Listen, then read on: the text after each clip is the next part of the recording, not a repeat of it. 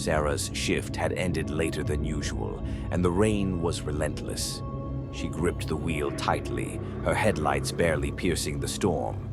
Her drive home was usually peaceful, but tonight felt different, heavier, darker.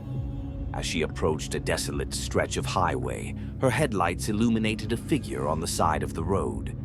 A woman stood there, soaked and shivering, her face pale and blank.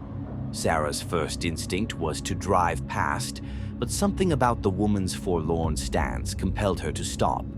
"Do you need a ride?" Sarah called out, her voice shaky. The woman didn't respond. She simply nodded and climbed into the back seat. The air in the car turned icy, and Sarah shivered despite the heater being on full blast. "Where are you headed?" Sarah asked, glancing at the rearview mirror. The woman's gaze remained fixed outside, her wet hair obscuring her face. "Home," she said softly. Her voice was low, almost a whisper, but it echoed unnaturally in the small space. Sarah felt uneasy but continued driving. The woman's presence was oppressive, and the silence between them grew heavy. Finally, the woman spoke again, her tone urgent. "Turn here." Sarah hesitated. The road the woman pointed to wasn't on her usual route, but she obeyed. The path led to an old, dilapidated house at the edge of the woods. "This is it," the woman said, her voice colder than the air. The moment Sarah stopped the car, the woman stepped out and disappeared into the shadows without a word. Sarah, desperate to shake off the unease, sped away. When she arrived home, she noticed the back seat was drenched, as if the woman had left a puddle behind. Worse, there was something lying on the seat, a damp, tattered scarf. That night, Sarah awoke to the sound of static. Her phone buzzed on the nightstand, the screen glowing with a call from an unknown number. She picked it up reluctantly. "Why did you leave me?" The voice was unmistakable. It was the woman. The next morning, Sarah returned to the old house. An elderly man answered her knock, his expression darkening when she described the woman. "That's my daughter, Emily," he said. "She died in a car accident near the highway 5 years ago. Her body, it was never at peace." Horrified, Sarah decided to return the scarf to the highway, hoping to rid herself of Emily's presence.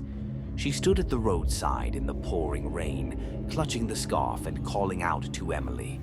The rain stopped abruptly. From the darkness, Emily emerged, her face twisted with rage and sorrow.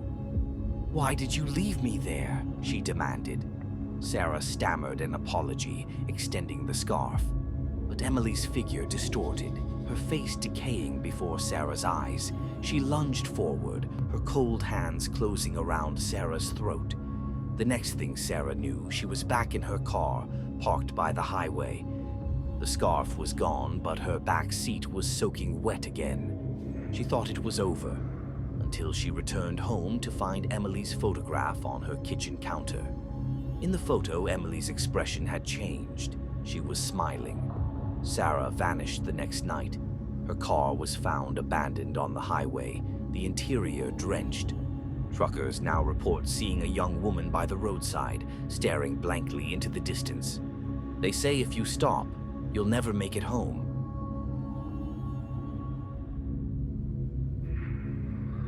Mark had lost his best friend Kevin in a tragic accident. The death was sudden and devastating. Kevin had been Mark's closest friend. They shared everything.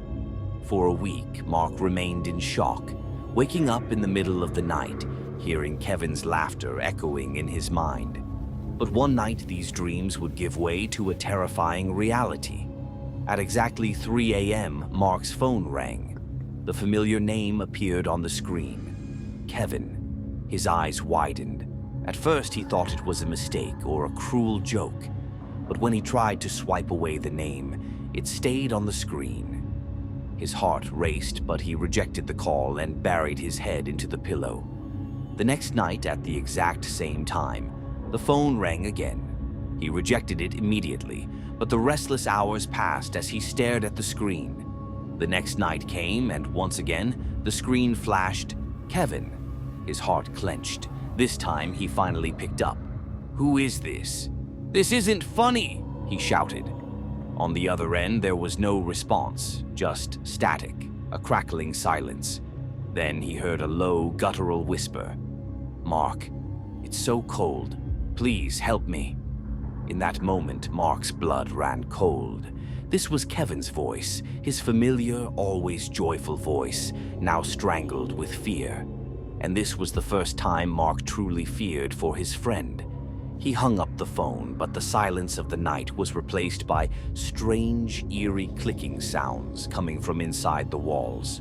The next morning, Mark couldn't shake off the urge to investigate. He decided to track the phone number Kevin had called from. When he spoke to the operator, the information he was given was beyond belief. Kevin's grave. Mark thought it had to be a mistake, but something pulled him toward the cemetery. Despite every instinct telling him to stop, he couldn't ignore Kevin's voice echoing in his mind.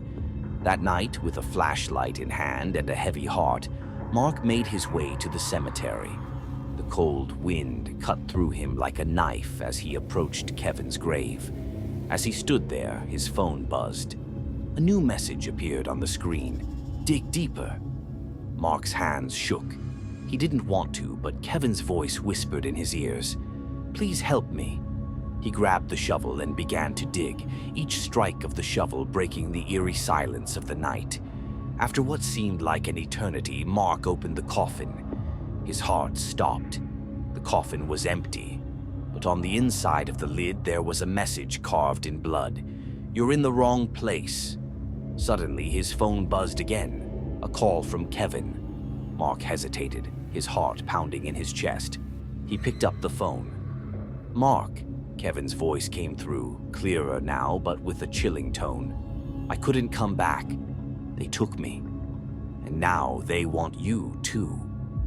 As Mark stepped back, cold, decaying hands reached up from beneath the grave, gripping his wrists. He screamed, but his voice was swallowed by the howling wind. The hands pulled him deeper into the grave, and Kevin's final whisper echoed in his ears. "I tried to help you, but it's too late now." The next morning, cemetery workers discovered Kevin's grave wide open. The coffin was still there, but completely empty. The shovel was by the grave, but there was no sign of Mark anywhere. As the workers went to close the grave, they heard the unmistakable sound of a phone ringing at exactly 3 a.m., but no one dared to answer it.